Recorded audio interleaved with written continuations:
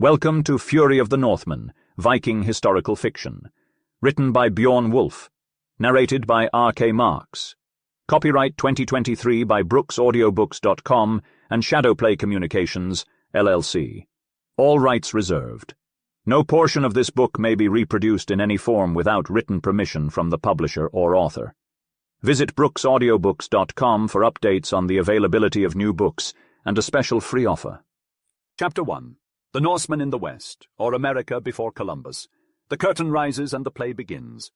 On a crisp autumn evening, nearly a millennium ago, two massive furry creatures resembling polar bears crawled towards the pinnacle of a ridge that protruded from a mountain in Greenland. They moved with calculated caution, hunched on all fours, their elongated bodies positioned low to the ground. Short legs, stubby tails, and enormous heads rounded out their peculiar features. Once they reached the summit, they peered over the edge and set their sights on a hamlet situated beneath a looming cliff. In the inlet below, the tranquil waters sparkled with the colors of the setting sun, casting a warm glow on the sleepy village. The cliff, however, was shrouded in darkness, casting an ominous and menacing presence over the land. The village was comprised of a large cottage, several small cabins, and a few outbuildings that housed sheep, cattle, and horses. The villagers bustled about their work, emanating the distinct happiness of contentment. Fresh-faced women tended to household chores, while ruddy-faced men took to fixing nets or repairing boats. Children played without a care in the world, darting in and out of the doorways of the cottages. In front of the primary cottage, a sturdy man sat on a bench with a young boy whose locks and face bore a striking resemblance to the older man's. The man's hair was a tangled mess of blonde, and his weathered face was darker than that of the beaming boy's. They laughed and joked together, the man's leg serving as a makeshift steed for the exuberant child. The settlement was one of the earliest Norsemen settlements in Greenland, founded by Eric the Red of Iceland in the year 986, approximately 20 years before the events of this tale. The two creatures had come to this place to bear witness. After observing the village intently, the creatures retreated with careful steps, and then rose onto their hind legs to converse. It became clear that these were no animals, but instead two humans. After a brief conversation, complete with snarling facial expressions and wild gestures, the two briskly made their way towards a mountain gorge, fringed by towering ice fields and snowy cliffs. Beyond that lay the great glaciers of the north, which continue to play a critical role in shaping the planet and confounding human understanding. The glaciers fuel ocean currents, and their calving icebergs decorate Arctic waters, all the while leaving a trail of mystery in their wake. From that dark and foreboding gorge emerged a horde of over 100 uncivilized, hairy beasts, emitting savage cries and brandishing their arms in a tumultuous welcome to the intrepid travelers. They surrounded the pair, creating an assembly of sorts, a parliament of the entire nation. The scene was one of chaos, as numerous orators vied to speak all at once, bearing a likeness to the modern-day civilized assemblies. The commotion was intense and electrifying. Suddenly, a figure appeared atop the crowd. His round face was flat, and he stood half a foot taller than the others, attired in the hide of a seal. Like the adventurers, he too possessed a tail, albeit a short one, and the entire tribe followed suit. The women, with their longer tails, bore noticeable differences from the men, yet the similarities of their attire made them hard to distinguish. To discern their gender, one had to rely on the infants they cradled in their overly large hoods, fashioned specifically to accommodate the babes. All eyes were intently fixed on this towering figure as he rose. He didn't speak any intelligible tongue, but his actions spoke volumes. Holding up his hand, he silenced the tumultuous crowd and began with a message that was loud and clear. With his hands extended to the women and children, he spoke in gentle tones, and soon transformed his tone into a vicious snarl while pointing at the surrounding hills and sea, shaking his clenched fist and gnashing his teeth. He was articulating his grievances, how the white men aimed to claim their icy peaks and snatch away their families. He dared them to try their best, as he didn't care about the whole assembled white world army, as buttons weren't in existence for these creatures. In a sudden change of tone and demeanor, he grabbed hold of a spear, hissed through his teeth, and plunged forward, causing the assembly to gasp. What he meant was apparent. He wouldn't be satisfied until he'd pierced a Norseman's body to quell his boiling fury. Finally, he pointed to the sun setting, tracing a line with his finger to the earth's center under his feet, and shook his spear violently at the sea, climaxing with an imposing "Ho!" It was evident, even to the dull-witted, that the strangers would be assaulted relentlessly come midnight. The assembly was enamoured with his sentiments. They showed their adoration and endorsement with boisterous cheers and cries of "Hear! Hear!" They then hurriedly made their way back through the mountain gorge, presumably to indulge in some raw blubber, prepare their weapons, and take a quick rest before engaging in battle. But let us return to the Norsemen, unaware of the impending doom that loomed over them. The robust man with unkempt golden hair was Leif, the son of Eric the Red, hailing from Iceland. The young lad with the luscious curls, joyfully perched upon his father's foot, was his son Ogmundur, or Olaf. Several years before the story takes place, Eric passed away, and Leif inherited his cottage and land in Britlid, Fjorderika, which was located on the west coast of Greenland. This was the village we have already described. "Come now, Olaf," Leif said excitedly, lifting the youngster off his foot and placing him on his knee before lowering him to the ground. "Let's go and check on the boats and nets. Look, there's a gust of wind. We'll have more soon."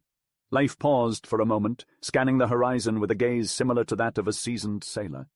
He stared in such a concentrated manner that Olaf could not help but look at his father with a bewildered expression, before turning his gaze to the distant horizon, where a dark blue line indicated the arrival of a breeze. "What do you see, father?" inquired Olaf. "I believe I see 2 ships," replied Leif. At this moment, a melodious female voice emerged from the cottage. "Ships, brother!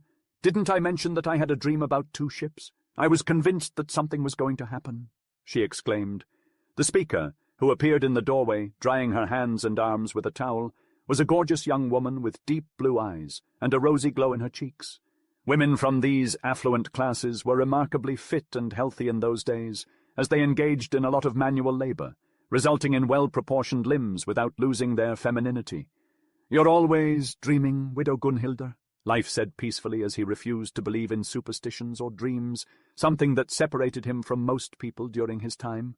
"However, I must acknowledge that you did tell me that something would happen, and it is undeniable that something is about to occur now. But your dream was around a month or 6 weeks ago, and these 2 ships are the something that you believe to be happening today. Look, I too can prophesy that Yule is coming, and it certainly will if you are patient." "You are a skeptic, brother-in-law," Gunhildr rebuked him with a chuckle. "But I don't have time to discuss it with you. These ships would bring visitors, and I must be ready to greet them. Olaf, let's prepare the household for our guests." Following Gunhildr's call, Olaf eagerly accompanied her inside the home, as he was extremely fond of his pretty aunt, who acted as a mother figure since he had lost his own mother as an infant. "But, aunt," Olaf said, hesitating and peering back through the doorway, "I want to watch the ships come in." "You shall see that, my son. I will not keep you too long," Ogmundur's aunt said, to which he nodded in agreement. He helped to clear away the scattered toys and chips that were left on the floor from his own doing, and became so engrossed that he nearly forgot about the ships. But when preparations were nearly completed, Gunhildr told Olaf to go down to the shore, as the ships would soon be on the strand. Olaf flew out of the house and was astonished to see the 2 ships that had appeared as seabirds on the horizon, coming grandly up the fjord with their square sails bulging out before a smart breeze. All the men of the little colony were assembled on the shore, besides many women and children, though it must be said that this was only part of the Greenland colony. The other portion, named Hrothulfness, was founded by Hrothulf, a friend and companion of Eric the Red, and was located a few miles away, nearly as large as that of Fjorderika. Hrothulf soon died, leaving the management of the Hrothulfness colony to his son Bolverk. Bolverk happened to come over to Britlid just before the ships arrived. Leif called out to him, standing alone on an elevated rock, and Bolverk went up to him excitedly. Bolverk told Leif that he believed Kjartan was on the first ship, a friend whom he knew when he was younger in Norway. Leif didn't recognize the name, but Bolverk reminded him that he had told Kjartan about Leif's discovery of Vinland when they met in Norway. Bolverk blushed and frowned, stating that it was Leif's discovery, but Leif laughed and said if that were the case, he hadn't retained it. "I could tell by the stripes of white and blue on the ship's sails and the cut of its figurehead that it belonged to Kjartan. He always had a fondness for those colours," Bolverk commented. "Well, it may be as you say. We shall soon know," Leif responded as he made his way down to the beach. The ships drew nearer and soon ran aground on the sandy shore of the bay. There was much activity on board, with men and even a few women peering over the sides with great interest. Leif's men quickly brought planks to create a pathway from the ship to the shore. The ships that had arrived in Greenland were of a distinctive Norse style, with their peculiar build still visible in the fjords of Norway to this day. Each ship had a high forecastle and stern, with towering figureheads on the stem and stern posts. The ships only had partial decking, with benches for many rowers, and a crew of 60 men each. As the gangway was laid out, the first man to disembark caught everyone's attention. He was striking, not only because of his tall, strong frame that could rival any colonist in Fjorderica, but also his courtly demeanor and strikingly handsome, dark features. Unlike most Norsemen, his black hair and beard were tightly curled, and his clothing, though simple, was of high quality. Bolverk couldn't contain his excitement and stepped forward, calling out, "Kjartan!" The stranger was at first surprised, and, recognizing his friend, called back, "Bolverk, I thought you were in Iceland." They fervently shook hands and embraced, their bearded mouths meeting in a hearty smack. It was a joyous reunion, one that even a walrus would be pleased to witness. Chapter 2. Strong emotions are succeeded by supper, and followed by discussions on discovery, which end in a wild alarm. After Kjartan was introduced to Leif Erikson, he in turn presented his friend Thorkel, the captain of the other ship. Thorkel was broad and stout, with a firm and pleasing countenance, and both he and Kjartan were around 35 years old. Leif asked if they were on a Viking cruise, but Kjartan revealed that he and Thorkel preferred the peaceful occupation of merchanting, which was profitable. Leif expressed his agreement and distaste for war, and Bolverk chimed in, having feathered his nest well through merchanting. As they walked, little Ogmundr walked ahead of Kjartan, admiring him greatly. The boy had never seen such a magnificent man before. Even his own father and Bolverk paled in comparison. However, Ogmundr tripped and fell, injuring his nose, though he refused to cry. After being taken to Gunhildr to be washed up, he told her about his admiration for Kjartan. Gunhildr fell in love with Kjartan at first sight, but remained modest and natural, not showing any signs of affection. But that wasn't the end of it. Kjartan had fallen head over heels in love on the spot, although he showed no signs of it. After the customary introductions were complete, he turned back to his conversation with Leif and paid no further attention to Gunhildr, who busied herself with preparing supper. Of course, he did glance in her direction occasionally, but he did the same for everyone else there that evening. After all, everyone knows that cats have certain privileges when it comes to royalty. During the meal, Gunhildr waited on the guests, so Kjartan was obliged to pay her a little more attention in accepting her offerings. However, Thorkel was just as attentive, so even the most astute matchmaker would have failed to detect any hint of romance between them. This was a bit of a disappointment for Gunhildr, who was used to the admiration of young men from Fjorderica and Hrothulfnes. After all, people don't like to be without the things they're used to having. As for Kjartan, he kept his thoughts to himself and gave no indication of what he was feeling, so we can only guess. Dear reader, don't let yourself be misled into thinking that this love affair is the crux of the story. Far from it. It played out much more quickly and abruptly than you might imagine, as the rest of the tale will reveal. During supper, people didn't talk much, as they were all too busy eating, but once the home-brewed ale started flowing, the conversation picked up. Leif soon noticed that Kjartan never really drank his beer, but simply sipped it. "You're not much of a drinker, are you?" he asked, pushing a large silver tankard towards Kjartan. "Come on, fill it up." "Thanks, but I only drink sparingly," Kjartan replied, picking up the tankard and admiring its craftsmanship. "You barely drank anything," Bolverk chimed in with a laugh. "Even a mouse would be thirstier than you are."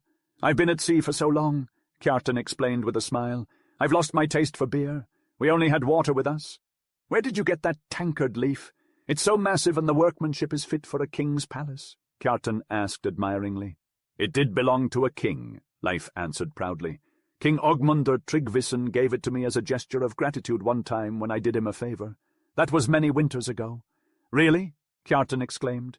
"Then you must be on good terms with King Olaf, since I've actually brought another gift for you from his royal hand.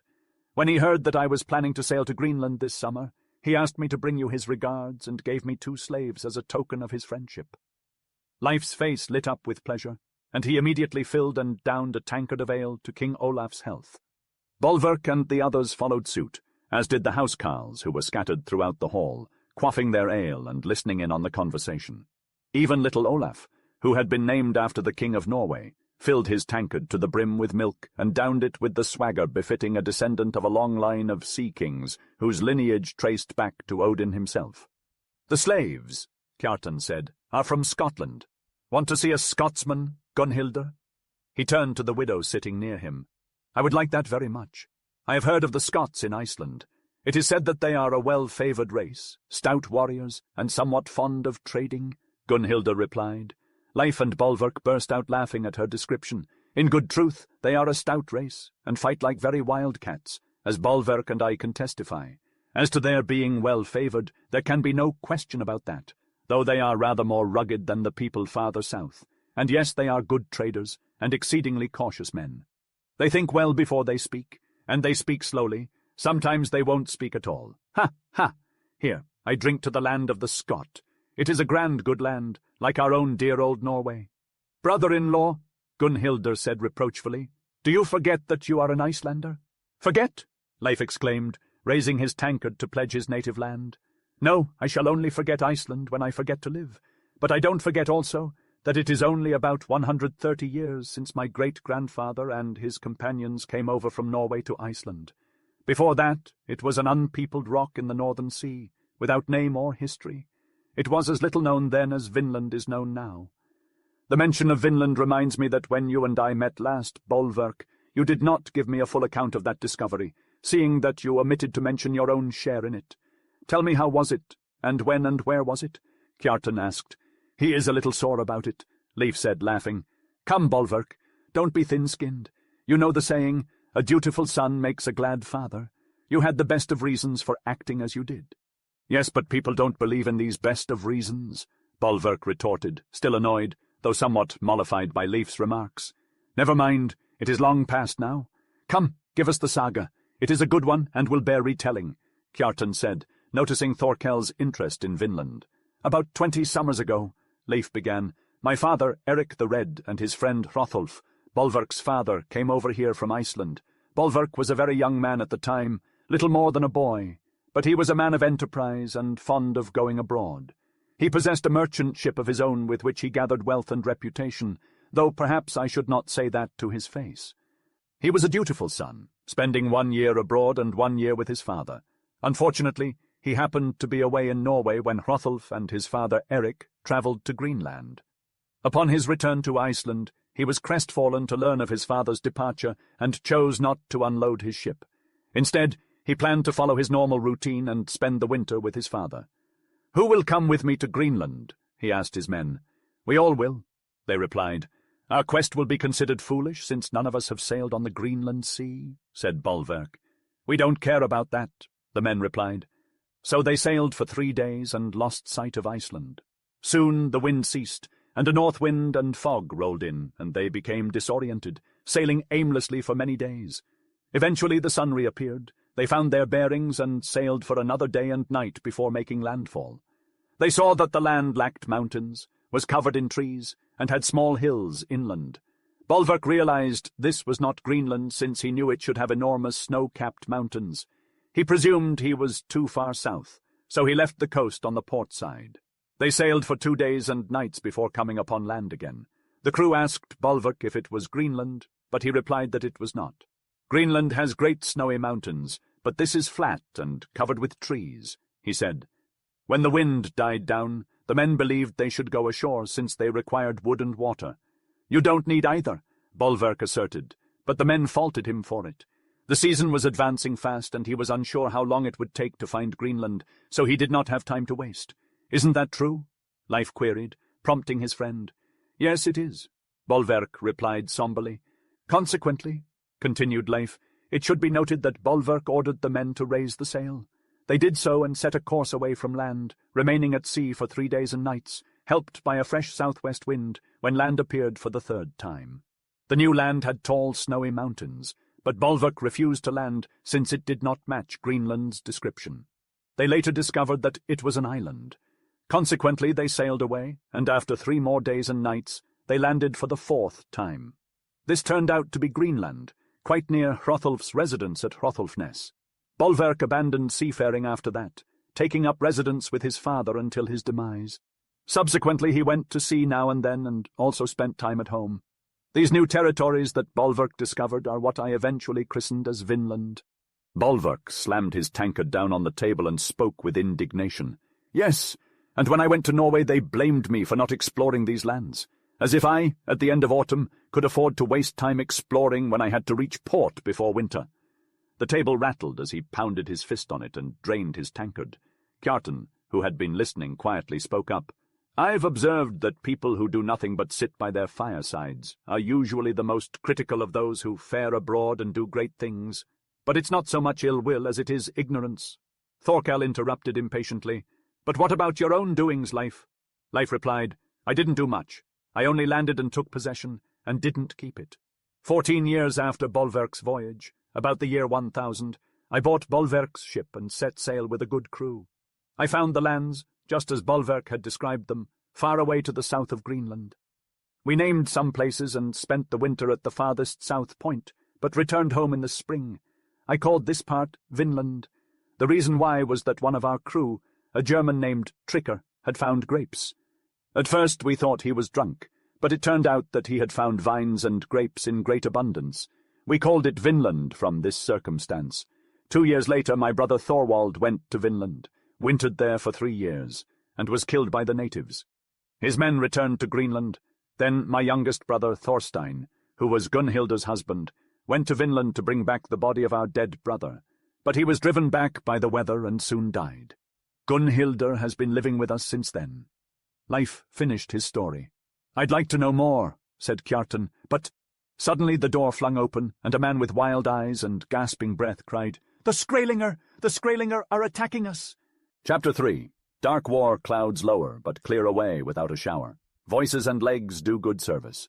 Rise up, carls, and don your war gear, cried Leif as the preceding chapter ended, prompting a flurry of activity among his men. Kjartan whispered to Thorkel to call the rest of their warriors to the door, while he stayed behind to find out what Leif had planned. Within moments his men had geared up for the impending fight. The Norse of old were accustomed to living in a state of perpetual war after all, and their armour was light and easy to don. Even as Leif shouted orders at his men, Gunhilda darted to the peg on which his sword and helmet hung, bringing them quickly to him.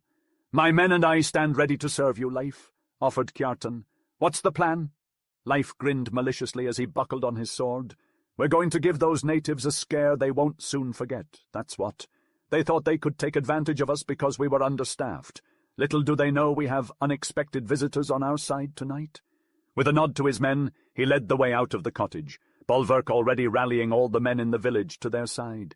In short order, they had gathered a veritable army of warriors, nearly 100 strong. The moon shone brilliantly overhead, and Leif watched as Bolverk hastily arranged the warriors into marching formation. I thought you despised war, Leif, Kjartan said in surprise. I do, chuckled Leif, but no one will die tonight. Leave your bows behind, lads. Shields and swords will be enough. Heck, we might not even need those. Move quietly when you're ready and follow me. So saying, Leif led his men towards the edge of the ridge that protected their village from the northwest. Meanwhile, on the other side of that self-same ridge, a group of natives marched towards them, their leader a towering figure with a flat face. There was something awe-inspiring about him and his followers, all brandishing a walrus spear. Each one was just as ferocious. As the two opposing groups drew ever closer, it was as though an electric charge surged between them. Hairface, a notorious leader among the natives, had discovered through his scouting that there were only 30 Norsemen left in Fjorderika, due to their frequent fishing and exploration expeditions. He knew that his force of 150 seal-clad warriors could easily overpower them, even though the Norsemen were known for their strength and size. Hairface fervently pumped up his men with inflammatory speeches and set out on his mission shortly before midnight. Meanwhile, Tricker, a skilled trapper of Arctic foxes and a hunter among the Norsemen, was out setting his traps. He stumbled upon the band of hairy natives and was utterly surprised. After confirming what he saw with his own eyes, he quickly raced back to the hamlet to warn his fellow Norsemen. The hamlet was separated from the spur where Tricker's traps were by several promontories jutting out from the cliffs. Leif, the leader of the Norsemen, led his men past the first 2 promontories at a brisk pace. Then he ordered his warriors to huddle together under the shadow of the cliffs, while he went ahead alone to scout out the situation himself. And let it be known, he addressed his men, "that when I give a hearty sneeze, let out a roar that will shake the very heavens. Then give chase and bellow to your heart's content, but make sure you stick together and no one passes me. The moonlight will guide you on this adventure, and if any man dares to outrun me, I'll lop off his head." Life's no-nonsense warning was not a threat to be taken lightly. In those ruthless times, beheadings were all too common. The men of his crew knew not to defy their commander, or else. After a considerable distance from his men, Leif cautiously peered around the second jut of the cliff and saw the native Americans in the distance. He scurried back to his crew and took the lead, positioning himself and his men in the pitch-black shadows of the cliffs. Although they went unseen in the darkness, the Norsemen could spy on the natives in the luminous moonlight. They watched, astonished, as the indigenous people slowly and carefully worked their way toward the hamlet, in silence and on tiptoe. Their leader, Hairface, vigilantly placed each foot, peered leery to the left and right, then motioned his followers to mimic his cautious movements.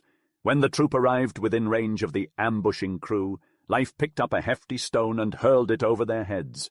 Not even a whisper was heard from the Norsemen's party, but the stone's impact in the sand was deafeningly loud.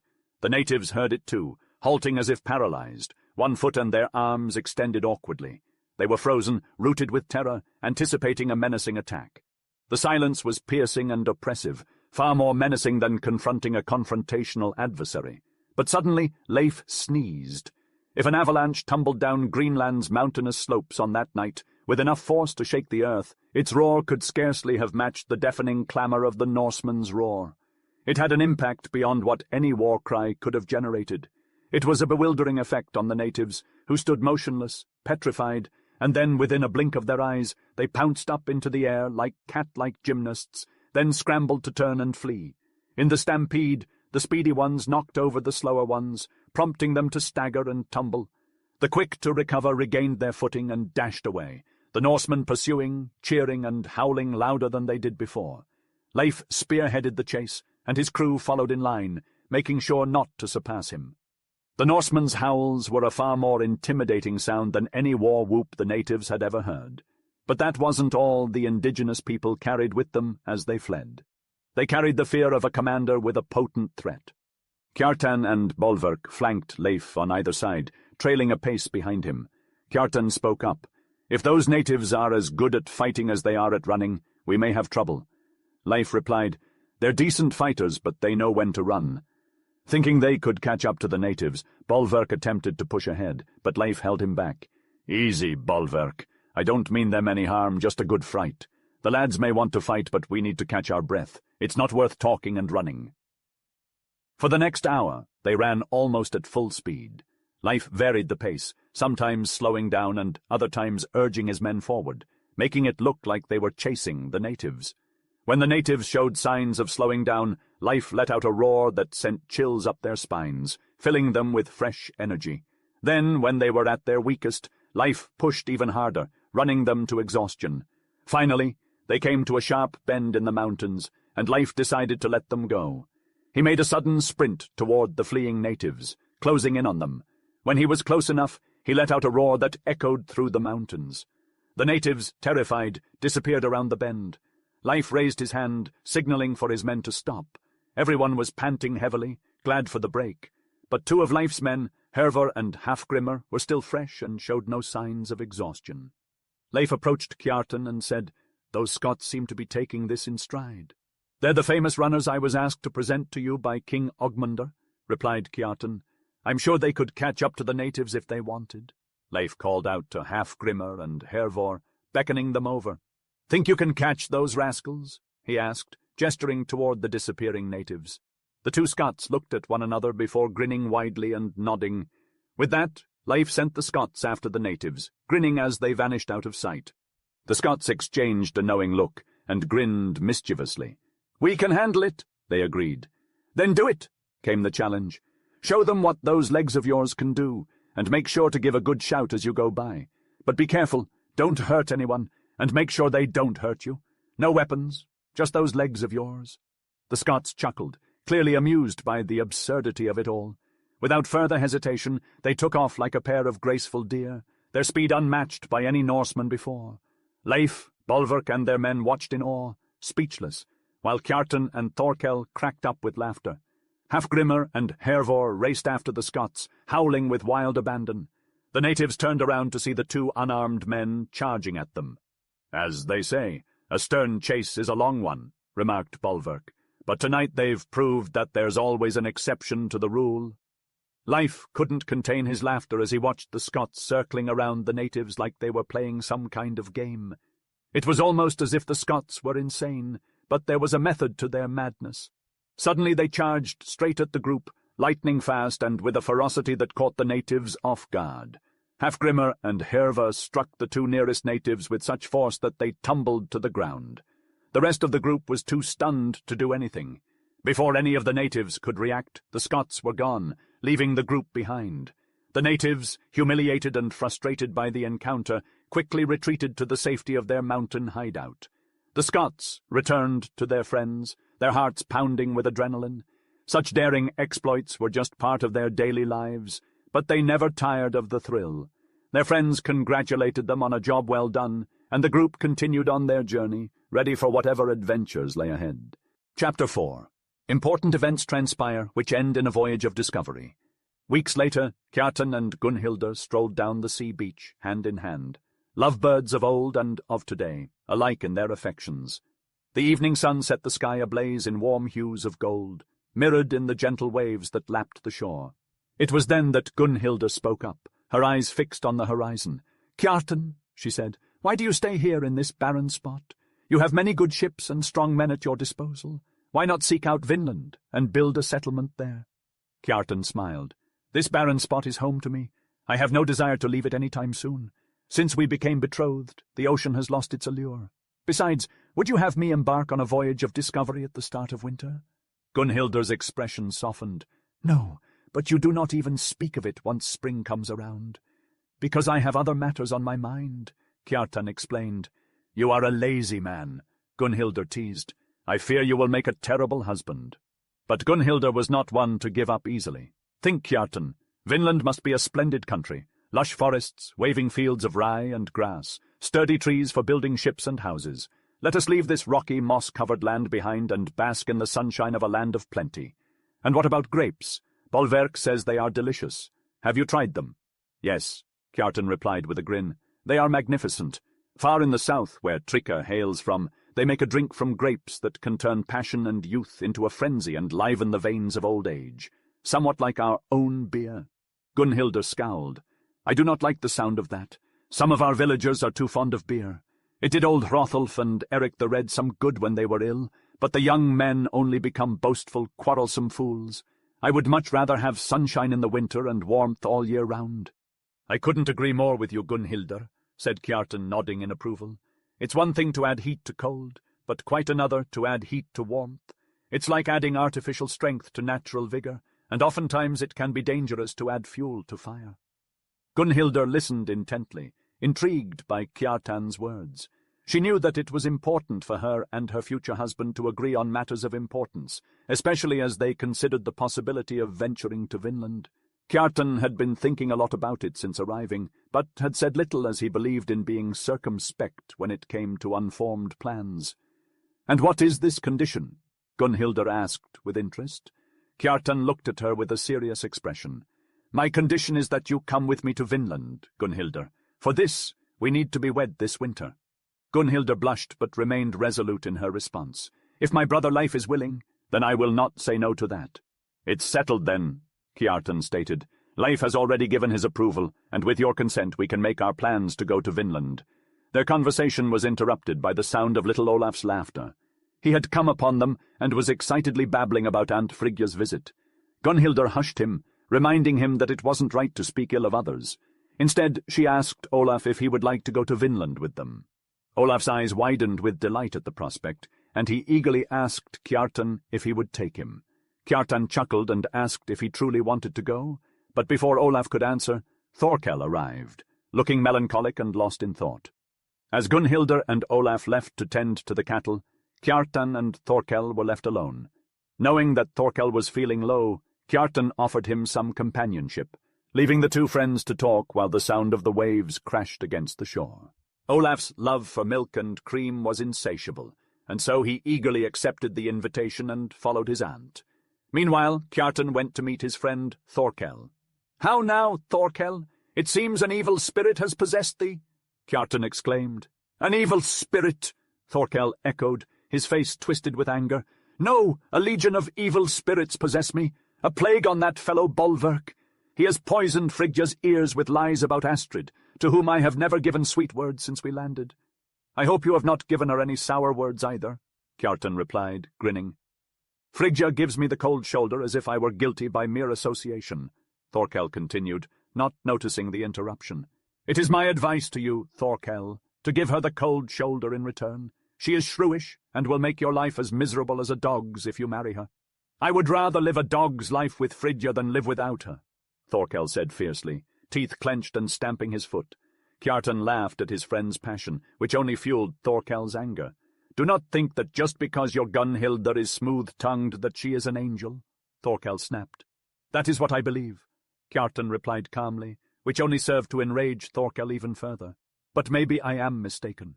Perhaps it is your love that is true and mine that is not, as the old proverb goes. Recant your words, Kjartan. Assure me of your true love before you criticize mine," Thorkel demanded. "I retract my words, Thorkel.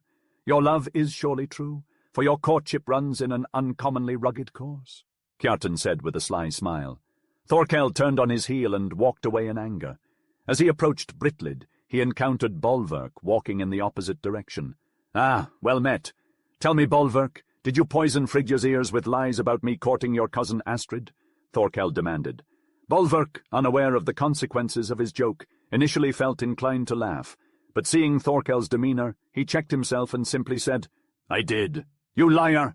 Thorkel shouted fiercely, ready to draw his sword. "Go tell her it was false now. I will await your return. If you do not, I will turn you into mincemeat." Bolverk simply replied, "I go, sir."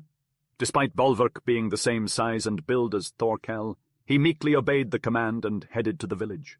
Thorkel watched, greatly surprised by his sudden dominance over the other man.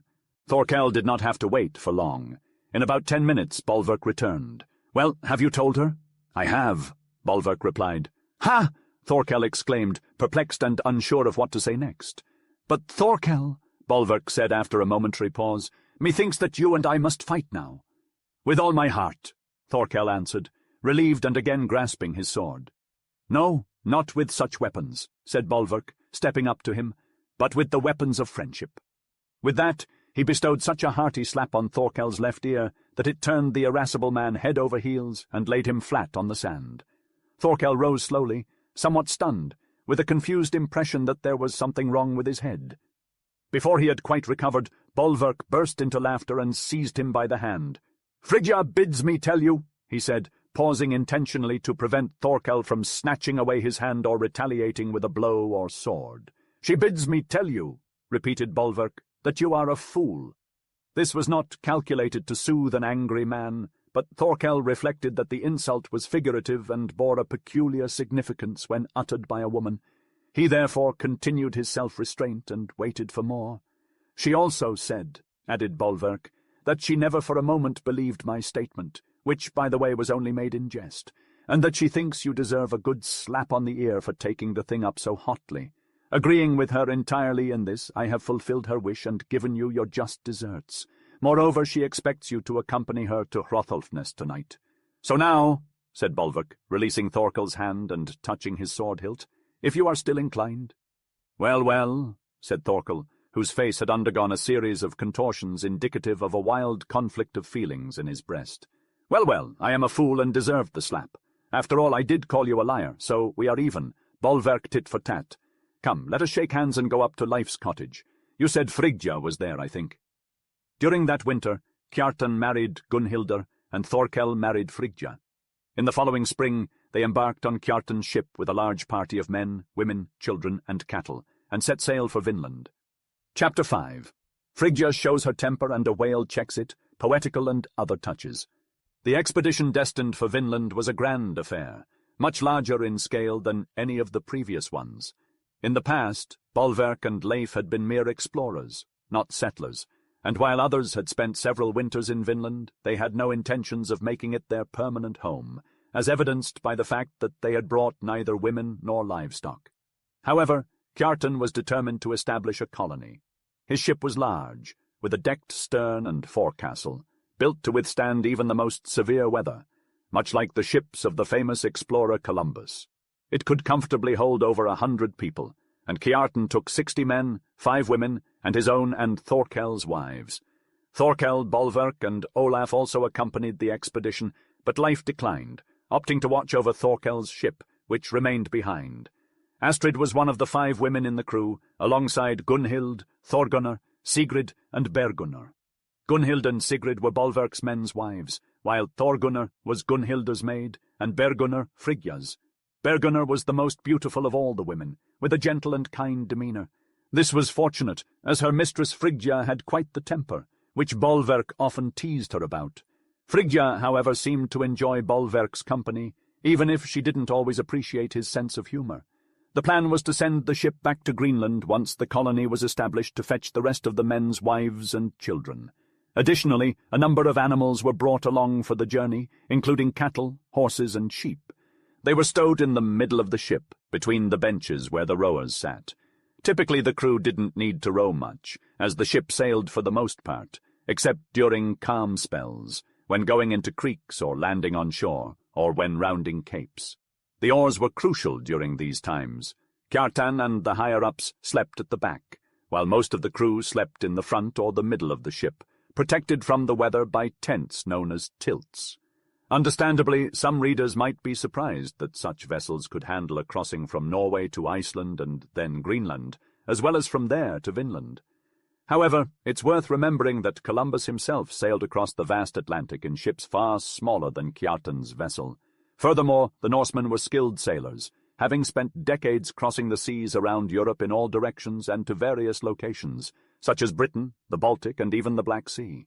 Their expertise was the foundation of Britain's eventual maritime triumph, as their spirit and grit flowed in the veins of those who'd come after them. On a beautiful spring morning, Kjartan set sail down Fjordarika with a delightful wind, while Leif and his crew stood on the stone jetty at Britlid, waving goodbye to their departing friends. Olaf, Thorgunnar, and Bergunnar were embarking on their first voyage, and as the ship sailed further away from the land, Bergunnar stood at the stern, looking back at the shore with tears streaming down her face. She was leaving behind an old father in Greenland. Olaf kindly put his hand into hers, trying to comfort her, but she continued to cry, knowing she may never see her father again. Olaf tried to reassure her, and said that once they were settled in Vinland, they would return to fetch her father and everyone else in Fjordarika and Hrotholfnes. Olaf was happy to be leaving Greenland altogether, but Bergunnar still couldn't stop weeping. At that moment, Frigja appeared on the stern where Kjartan and Gunhildr were standing. Frigja was a woman who seemed to dislike her feminine nature and tried to be like men. She was a tall and elegant woman with a handsome face but sharp features. She had a short temper and a powerful will, and her voice was high-pitched.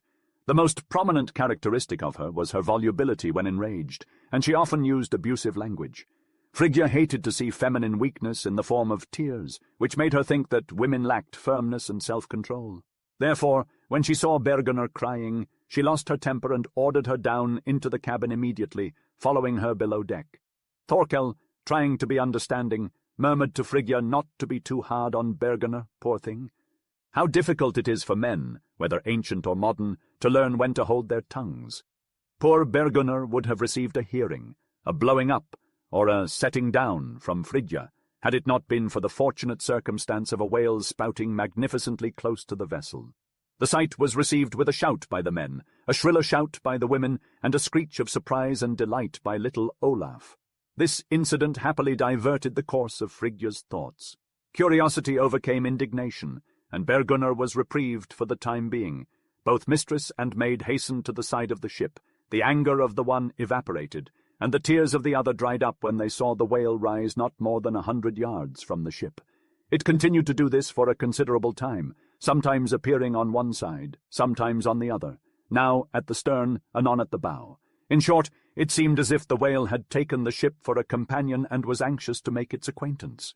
At last it went down and remained under water so long that the voyagers began to think it had left them, when Olaf suddenly shrieked with delight and surprise. "Oh, oh, oh!" he exclaimed, looking and pointing straight down into the water. "Here is the whale, right under the ship." And sure enough, there it was, swimming slowly under the vessel, not 2 fathoms below the keel. Its immense bulk was impressively visible owing to the position of the observers, and its round eyes stared as if in astonishment at the strange creature above. It expressed this wonder, or whatever feeling it might be, by coming up suddenly to the surface, thrusting its big blunt head like the bow of a boat out of the sea, and spouting forth a column of water and spraying with a deep snort or snore.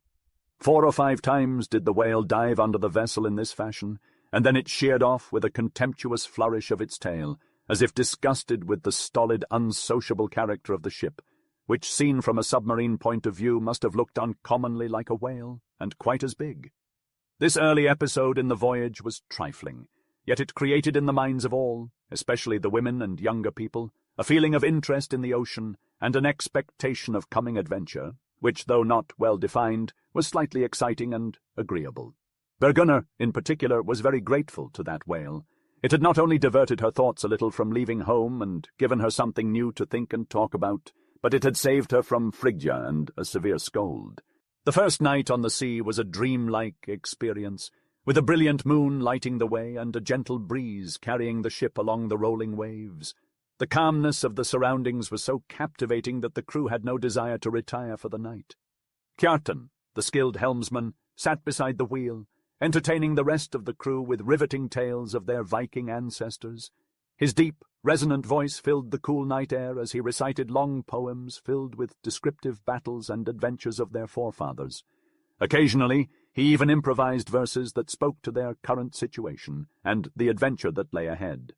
The rest of the crew sat, stood, or reclined on the deck, listening to Kjartan's tales with keen interest. On the foredeck, the men were equally absorbed in their storytelling, huddled together as though they were trying desperately to hear every word. In the waist of the ship, amidst the occasional lowing of their cattle, some jester kept his mates captivated with his wit and humour. The ship was alive with the sound of Kjartan's storytelling, the bellowing of cattle, and the raucous laughter of the crew. Despite the light-heartedness of the moment, Kjartan couldn't help but feel that it was important to capture the essence of their adventure. He suggested that they start a saga of their own, so that they could pass down their story of the voyage in detail and maintain the truth in the years to come. He admired the southern nations who had invented a way of recording stories with marks on skins so that they would never change. Kjartan's crew was envious of this process and wished they could do the same. Bolverk, one of the crew members, suggested that it would be far more interesting to put the craft of the skald to work and record their voyage in verse. This way, the truth would be immortalized not just in their words, but through rhyme and meter. It was a magical moment, and Kjartan knew that they should begin their own saga right away. The sun had set, and the night was pleasant. The stories and laughter continued well into the late hours, but the crew had no desire to end their moment of communal storytelling. The calmness of the sea almost made them forget where they were headed. It was as though they were lost in a timeless world of their own creation, telling stories of the past and present, with no worries for the future.